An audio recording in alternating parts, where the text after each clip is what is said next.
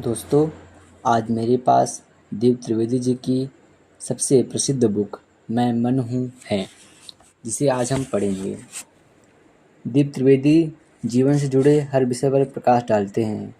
उनके द्वारा लोगों के रोज़मर्रा के जीवन की समस्याओं पर करी गई इंटरेक्टिव वर्कशॉप्स ने सभी के जीवन में क्रांतिकारी ट्रांसफॉर्मेशन लाया है। जीवन का ऐसा कोई पहलू नहीं है जिसे उन्होंने छुआ ना हो।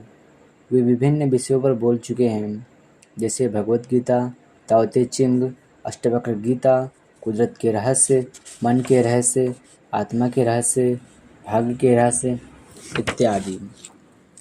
मैं मन हूँ किताब में कुल 21 भाग हैं। इन 21 भाग को हम बारी बारी से पढ़ेंगे और समझने की कोशिश करेंगे और अपने जीवन में इन विचारों को आत्मसात करने की पूरी कोशिश करेंगे। तो दोस्तों, शुरू करते हैं। भाग 1, मेरा परिचय। मैं मन हूँ। मेरा अस्तित्व उतना ही पुराना है जितना कि यह ब्रह्मांड, और मनुष्य के अस्तित्व से लेकर उसके जीवन के तमाम उतार चढ़ावों तक का मैं ही एक साक्षी हूँ, या यहाँ कहूँ कि एक मेरे कारण ही यह मनुष्य अस्तित्व में है, तो भी गलत नहीं होगा। हर मनुष्य 24 घंटे मुझसे ही चलायमान है।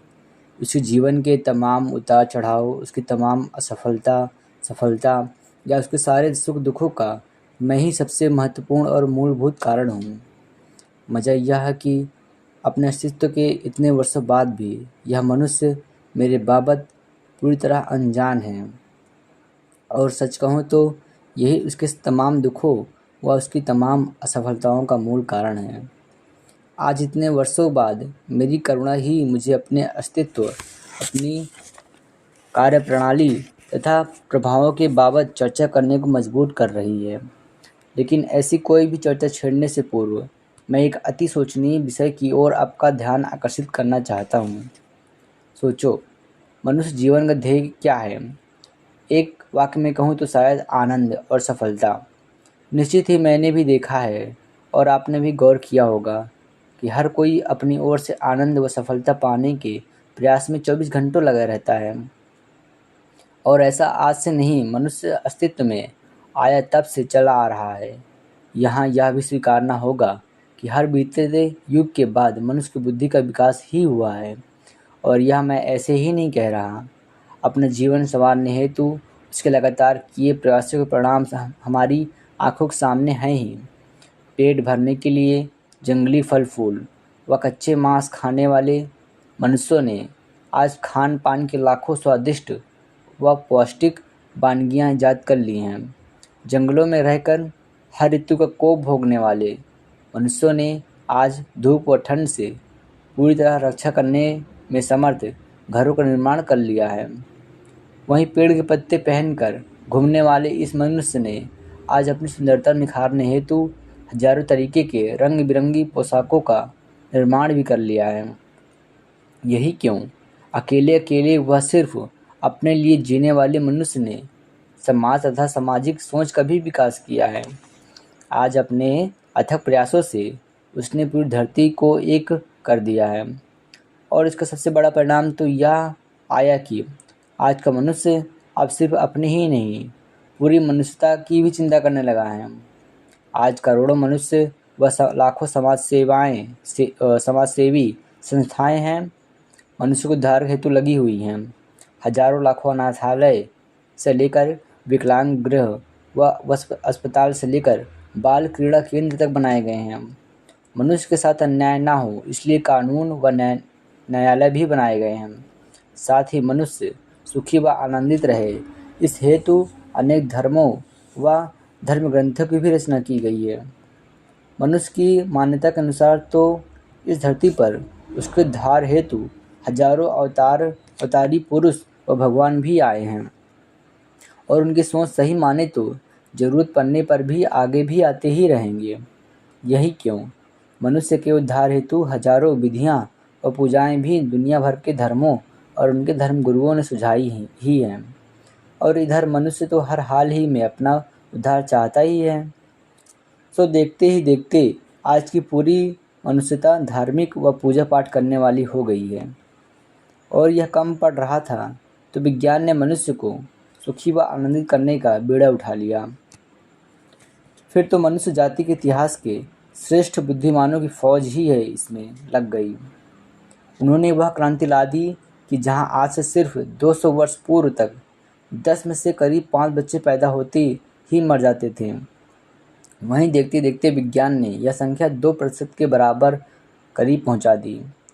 मनुष्य के बेहतर स्वास्थ्य के लिए न सिर्फ ब्लड टेस्ट खोजा गया बल्कि उसके अधिकांश बीमारियों का इलाज भी खोज लिया गया। यही नहीं, हार्ट से लेकर नी ट्रांसप्लांट तक की बड़ी सर्जरी भी विज्ञान ने आसान व आम कर दी। एक तरीके से विज्ञान के इन प्रयासों ने पूरा का पूरा मनुष्य जीवन ही बदल कर रख दिया। हालांकि विज्ञान भी विज्ञान है, उसने न सिर्फ मनुष्य की लंबी उम्र व स्वास्थ्य तथा स्फूर्ति की ही चिंता की, बल्कि इससे आगे बढ़ करके उसके आराम, वैभव और प्रगति की भी उसकी ने बड़ी चिंता की।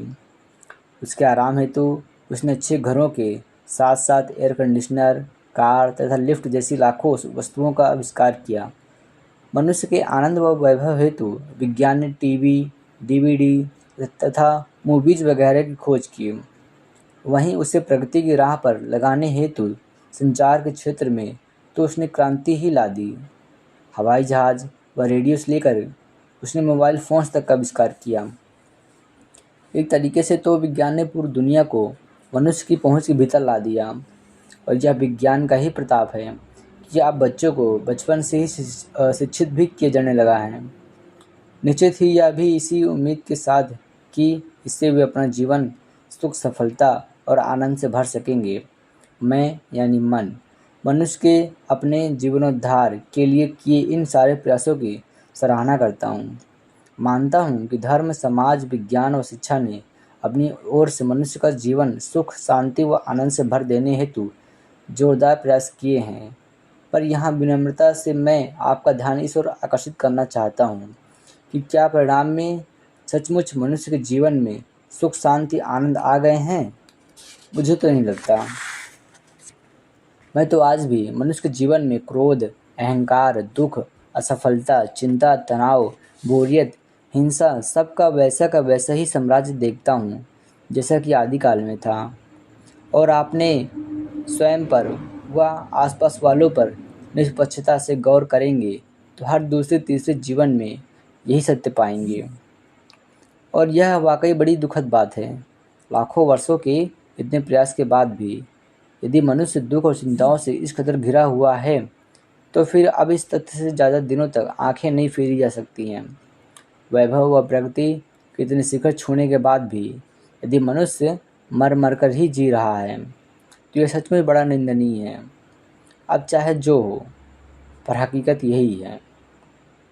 और इस हकीकत पर गौर करने से ये सवाल उठना भी लाजिमी है कि क्या चाहे जो करो मनुष्य जीवन में दुखी ही है, तो क्या कर्म, विज्ञान व समाज मनुष्य को सुखी करने में पूरी तरह असफल हो गए हैं? निश्चित ही यह सोचने वाली बात है कि कुदरत की सबसे अद्भुत रचना मनुष्य क्या दुख, अशांति व चिंता भोगने ही संसार में आता है? नहीं, यह तो संभव ही नहीं। सुखी, सफल व आनंदित होना मनुष्य का एक अधिकार है। कुदरती तौर पर इस अनुभव की किसी और के पास कोई सत्ता नहीं है। चलो यह मान भी लिया, फिर हम सुखी क्यों नहीं हो पाते? गड़बड़ कहाँ है? शास्त्रों में या भगवान में, विज्ञान में या समाज में, या फिर हमारे होने के ढंग में? अभी बताता हूँ। दरअसल मनुष्य के भीतर उठने वाले इन सारे भावों का ताल्लुक सिर्फ मन यानी मुझसे है। और गौर से समझा जाए तो मनुष्य के पूरे जीवन की बागडोर उसके भावों के अधीन है। और इस लिहाज से देखा जाए तो मैं सीधे तौर पर मनुष्य जीवन की परम सत्ता हुआ कि नहीं? हुआ ही, क्योंकि इसका सीधा अर्थ यह हुआ कि आनंद व सफलता का अनुभव भी मनुष्य मेरे कारण करता है और दुख व असफलता भी उसके जीवन में एक मेरे ही कारण आते हैं। इन सब का धर्म, विज्ञान, समाज, शिक्षा से कोई सीधा ताल्लुक नहीं बैठता। यहाँ सबसे ज़्यादा आश्चर्य में डालने वाली बात तो यह है कि मनुष्य ने चार दिशाओं से अपने उत्थान हेतु तमाम प्रयास किए, परंतु अपने मन की कार्यप्रणाली या उसकी सत्ता को ठीक से पहचानने के लिए कोई विशेष प्रयास उसने कभी नहीं किए। और यहाँ यह स्पष्ट कर दूं कि मुझे समझे बगैर तथा मेरी शक्तियों का ठीक से उपयोग किए बगैर यह मनुष्य न तो कभी सुखी व शांत हो सकता है और न कभी सफल व आनंदित हो सकता है। हालांकि मैं यह भी नहीं कह रहा हूँ कि मुझे जानने, समझने व समझाने के प्रयास बिल्कुल नहीं हुए। ज़रूर हुए, पर वे सारे आधे अधूरे और ऊपरा ऊपरी ही साबित हुए। अतः आज मेरी करुणा मेरे बारे में सब कुछ विस्तार से बताने को उकसा रहा है, ताकि भविष्य का मनुष्य सुखी व आनंदित हो सके। और अपने इस प्रयास की शुरुआत मैं आपके ही युग में एक महान वैज्ञानिक एडिसन के जीवन के दृष्टांत से करता हूँ। आप शायद जानते ही होंगे कि एडिसन को पृथ्वी प्रकाशमय करने हेतु एक फाइबर खोजना था जिससे बल्ब जल उठे।